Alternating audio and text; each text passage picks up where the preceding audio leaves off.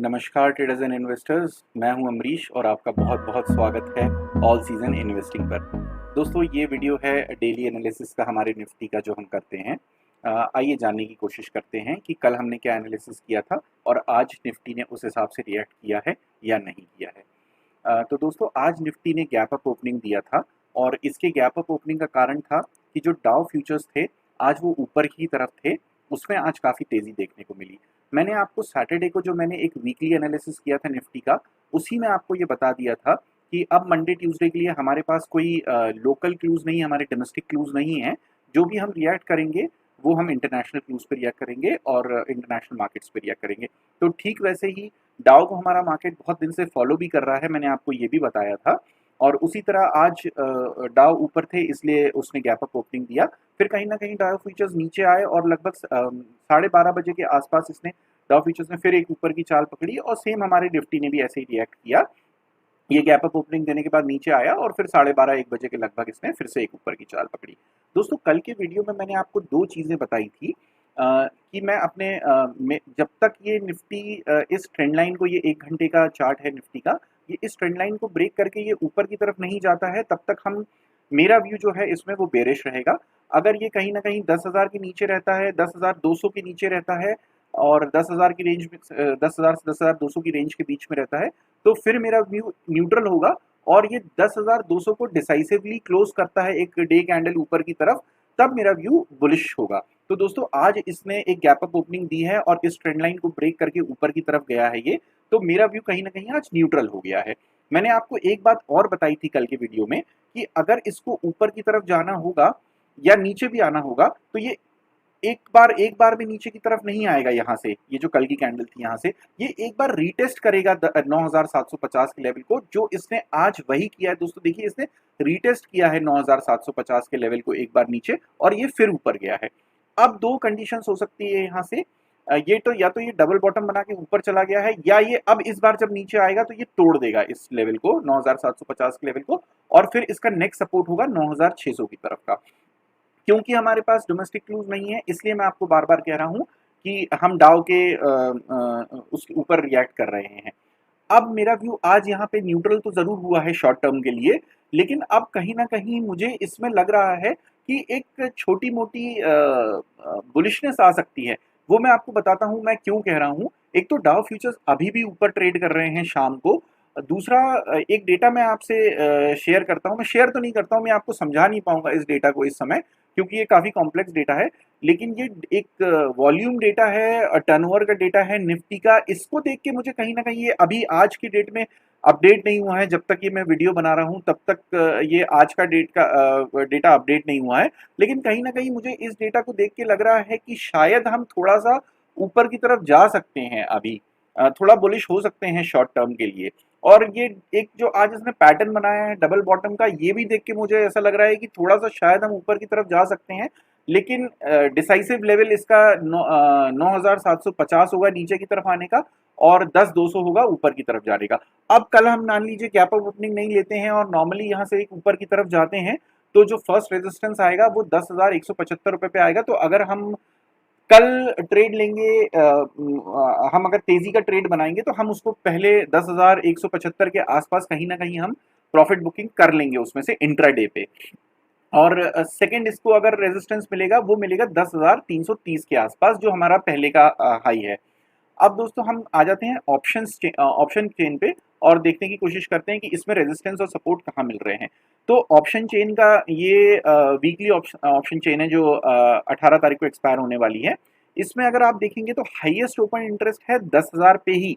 तो मतलब 10, और आज ओपन इंटरेस्ट इसमें ऐड भी हुआ है लगभग 5,91,000 शेयर्स का, जो ये बताता है कि ये अभी भी काफी स्ट्रॉन्ग रेजिस्टेंस बन रहा है 10,000 के ऊपर। और इसमें सेकंड जो आज जिसमें सबसे ज्यादा कॉल्स का एडिशन हुआ है वो है 10,200 के लेवल पे, जो 6,14,000 के कॉल का एडिशन हुआ है। और अगर हम ओपन इंटरेस्ट के हैसियत से भी देखें तो यहीं पे सेकंड, इसके बाद 10,000 के लेवल के बाद 10,200 पे ही सबसे ज्यादा ओपन इंटरेस्ट है। तो 10,000 और 10,200 अभी भी एक स्ट्रॉन्ग रेजिस्टेंस है। इसलिए मैंने दोस्तों आपको बोला कि अगर हम 10,000 के ऊपर निकलते हैं तो आप कहीं ना कहीं 10,175 के आसपास प्रॉफिट बुक कर लीजिएगा। और अगर हम पुट साइड का डेटा देखें तो पुट साइड पे भी अगर हम देखें तो हाईएस्ट ओपन इंटरेस्ट जो आ रहा है वो आ रहा है 9,500 के लेवल का। जो जो मैंने आपको 9,600 पे आपको अगर नीचे की तरफ जाता है बुकिंग करने बोला है, तो वो मुझे वो लेवल एक काफ़ी कंफर्टेबल महसूस हो रहा है शॉर्ट के लिए, इंट्राडे के बेसिस पे बुकिंग करने के लिए। तो ये 9,500 पे बहुत स्ट्रॉन्ग सपोर्ट निकल करके आ रहा है, जिसमें 25 लाख के आसपास के पुट का ओपन इंटरेस्ट है। और इसी में अगर हम देखें कि दूसरा रेजिस्टेंस कहाँ पे आ रहा है दोस्तों, तो वो आ रहा है सबसे ज़्यादा उसमें है फिर 9,700 के आसपास, जो मैंने आपको बोला 9,700 और 500 के बीच में मैंने आपको कहीं बुकिंग करने के लिए बोला है। 9,700 का लेवल भी एक स्ट्रॉन्ग सपोर्ट है, जो अगर 700 को तोड़ा तो 9,750 को तोड़ा तो 700 आएगा, और वो मुझे लगता है कहीं ना कहीं वो 700 को तोड़ के नीचे की तरफ आ ही जाएगा 9,600 के लगभग। तो दोस्तों ये हम कल डिसाइड कर देंगे मॉर्निंग में 10-15 मिनट देख के कि हमें बेरिश ट्रेड बनाना है या बुलिश ट्रेड बनाना है। दोस्तों मैंने आपको लेवल्स बता दिए हैं, आप लेवल्स के बेसिस पे ट्रेड करिए। ये लेवल्स जरूर आएंगे दोस्तों, अगर कहीं ना कहीं ऊपर की तरफ जाएगा या नीचे की तरफ आएगा। मेरा व्यू न्यूट्रल से थोड़ा सा बुलिशनेस की तरफ है। उसका एक कारण ये भी है दोस्तों कि जो हमारा दोनों फैसले हैं टेलीकॉम वाले और बैंकिंग सेक्टर वाले, वो 17 और 18 कल और परसों में आ जाएंगे। तो अगर ये बैंकिंग का डिस्काउंटेड है सारा कुछ, हम नीचे गिर चुके हैं काफ़ी, बैंक निफ्टी काफ़ी नीचे गिर चुका है, तो अगर कहीं भी ये न्यूट्रल फैसला आता है, जो मार्केट ने ये समझ के रखा था कि हाँ ये ऐसा हो सकता है कि इंटरेस्ट तो बैंक लेगा पर इंटरेस्ट पे इंटरेस्ट नहीं दिया जाएगा, अगर ये हियरिंग आती है इसकी, तो फिर बैंकिंग सेक्टर भागेगा, और फिर निफ्टी को भगाने में सबसे बड़ा जो रोल होगा वो बैंकिंग सेक्टर का ही होगा। बैंकिंग सेक्टर ही सबसे तेजी से ऊपर जाएगा। अगर हम आज भी देखें तो बैंकिंग सेक्टर ही ऊपर गया था दोस्तों, सबसे ज्यादा जो बुलिशनेस आई थी वो बैंकिंग सेक्टर में ही आई थी, बैंक निफ्टी ही सबसे ज्यादा ऊपर गया था। और आज जब बैंक निफ्टी ने परफॉर्म किया है, तब देखिए फार्मा कंपनीज ने परफॉर्म नहीं किया आज। तो ये आपको रोटेशन भी थोड़ा चेक करते रहना पड़ेगा, डेली बेसिस पे सेक्टर रोटेशन भी होता है, कुछ स्टॉक को चलाया जाता है, कुछ स्टॉक को बिठा दिया जाता है उस दिन के लिए, तो ये एक सेक्टर रोटेशन भी होता है। दोस्तों अब ये हम F I I D I आई के डेटा पे आते हैं। F I I D I ने आज क्या किया, तो नेट एफ आई आई ने अगर आज देखें तो बिकवाली करी है 1478 करोड़ के आसपास की, और वहीं डी आई आई ने बाइंग करी है 1161 करोड़ के आसपास की। तो नेट में अगर F I I D I का डेटा देखें तो 317 करोड़ की बिकवाली आई है, और मतलब आज कुछ इनडिसाइसिव सी कैंडल भी बनी है, और यही हमें देखने में मिला है कि अगर हम कैंडल पे जाएं, अगर मैं कैंडल स्टिक चार्ट पे लेके जाऊं आपको, इसके डेली कैंडल स्टिक पे लेके जाऊं आपको दोस्तों, शायद कुछ प्रॉब्लम है, ये रिफ्रेश नहीं हो रहा है, एक मिनट। हाँ जी, अगर मैं डे पे भी लेके जाऊं, आप डेली कैंडल पे भी आते हैं, तो देखिए बहुत ही इनडिसाइसिव सी कैंडल बनी है आज। ये पहले इसने गैप अप ओपनिंग ली, फिर गैप डाउन ओपनिंग करके ये 9,700 के 50 के लेवल को टेस्ट किया, फिर ये यहाँ से ऊपर जाके कहीं ना कहीं मिडवे कैंडल क्लोज हुई है 9,900 के आसपास की। तो ये एक इनडिसाइसिव कैंडल है, ये ना बुल्स आज टेक ओवर कर पाए ना बेयर टेक ओवर कर पाए, और यही हमको देखने मिल रहा है F I I D I इसके डेटा में। लगभग इनने 1400 करोड़ के आसपास की सेलिंग करी है, 1100 करोड़ के आसपास की डीआई से परचेजिंग करी है, 317 करोड़ के आसपास की ये आज नेट नेट में बिकवाली आई है, और कैंडल भी आपकी ब्लैक ही क्लोज हुई है, ऊपर से चालू होकर गैप डाउन होकर वो नीचे, सॉरी गैप अप होकर वो नीचे की तरफ ही बंद हुई है। तो ये भी कहीं ना कहीं न्यूट्रल डेटा है आज का। ये है तो बिकवाली 317 करोड़ की, लेकिन मैं इसको न्यूट्रल डेटा ही मानूंगा।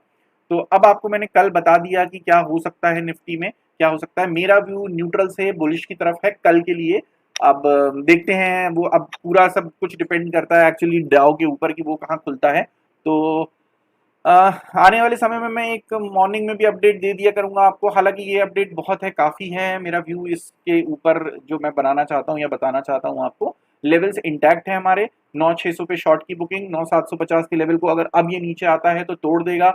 ऊपर अगर हम 10,000 के ऊपर सस्टेन करते हैं कल कहीं ना कहीं, तो 10,175 आपका पहला टारगेट होना चाहिए बाय साइड का। कहीं ना कहीं बाय का ट्रेड बना लीजिएगा आप, अगर हम 10,000 के लेवल को 15-20 मिनट के लिए, आधे घंटे के लिए ऊपर सस्टेन करते हैं तो। और सेकंड लेवल होगा आपकी प्रॉफिट बुकिंग का 10,330 का, तो 10,300 के लगभग भी आप प्रॉफिट बुक कर सकते हैं दोस्तों।